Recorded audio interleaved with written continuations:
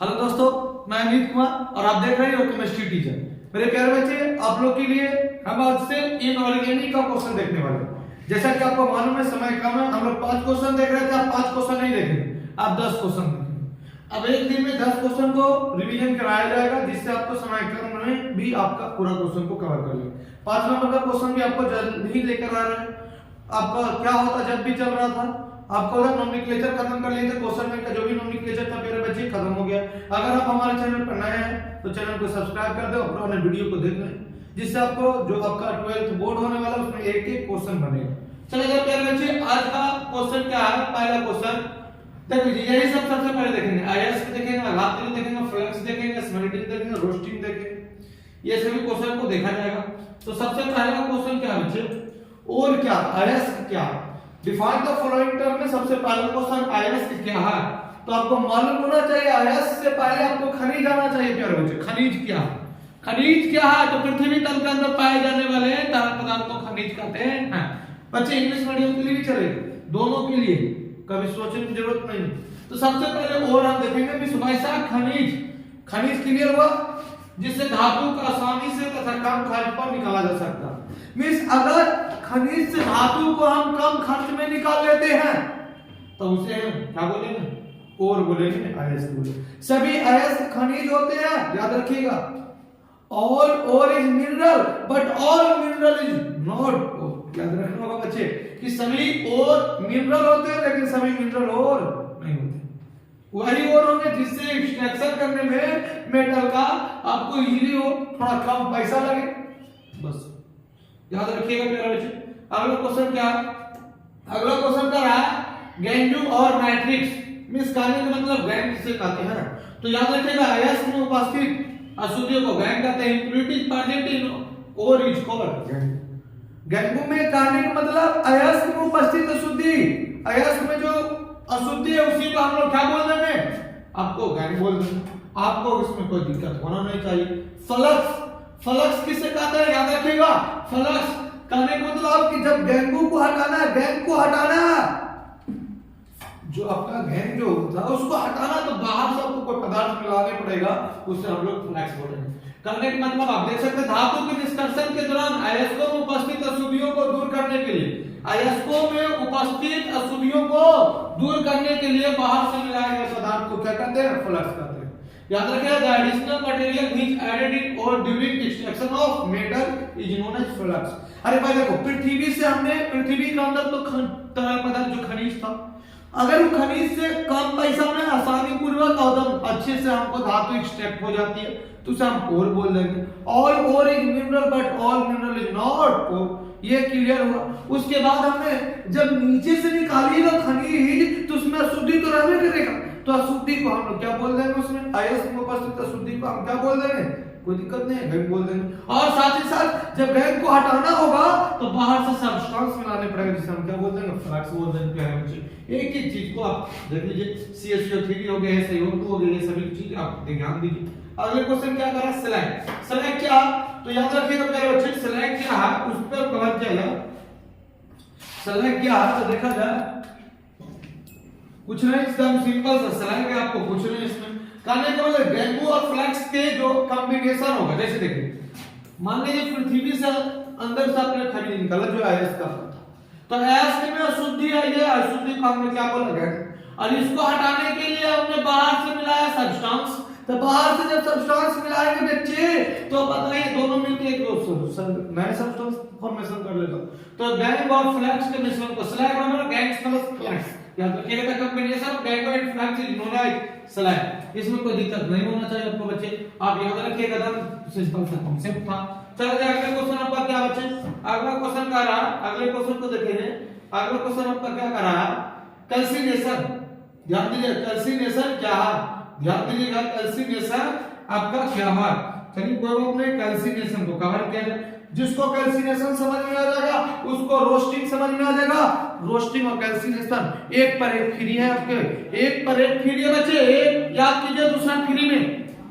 सबसे पहला कैल्सिनेशन देखिए, जब हम लोग को जब कॉन्सेंट्रेटेड और हो जाएगा, जब और जो था सांद्रण कर लिए, तो सांद्रित अयस्क को हवा की अनुपस्थिति में, हवा की उपस्थिति नहीं होना चाहिए।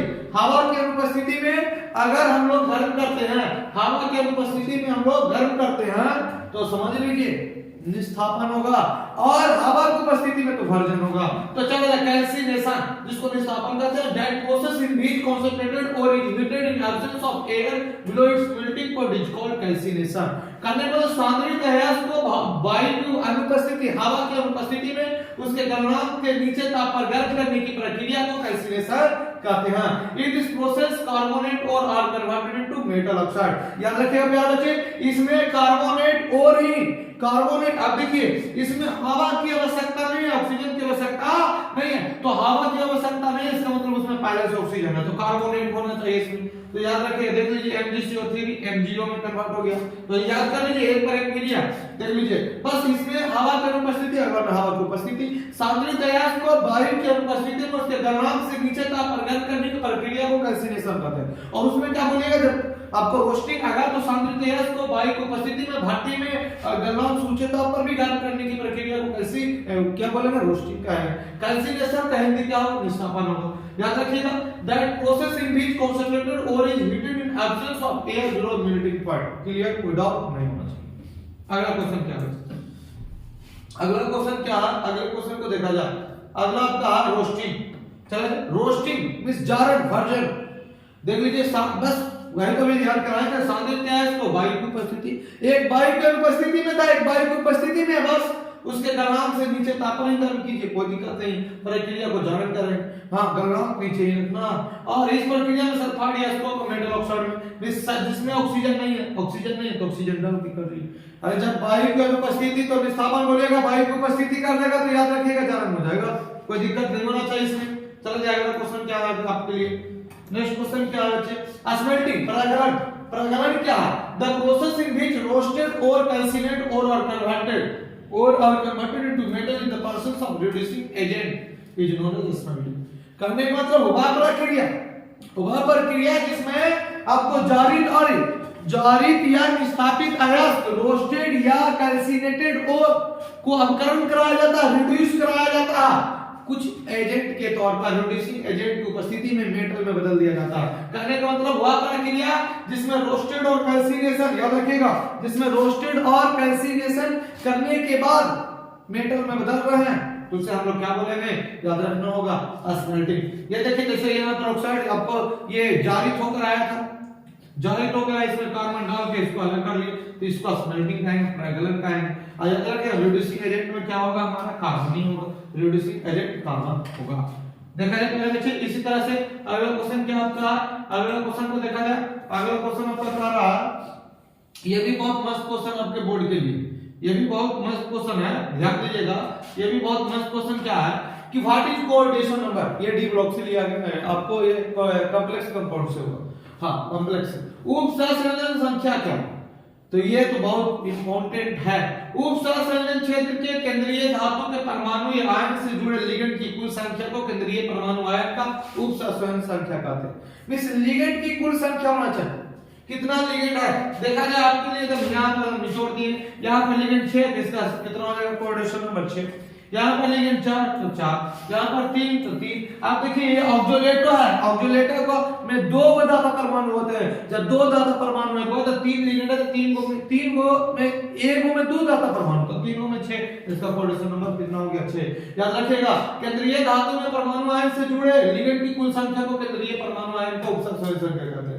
Is the total number of ligands linked to the central metal atoms or ion in the coordination space is known as coordination number.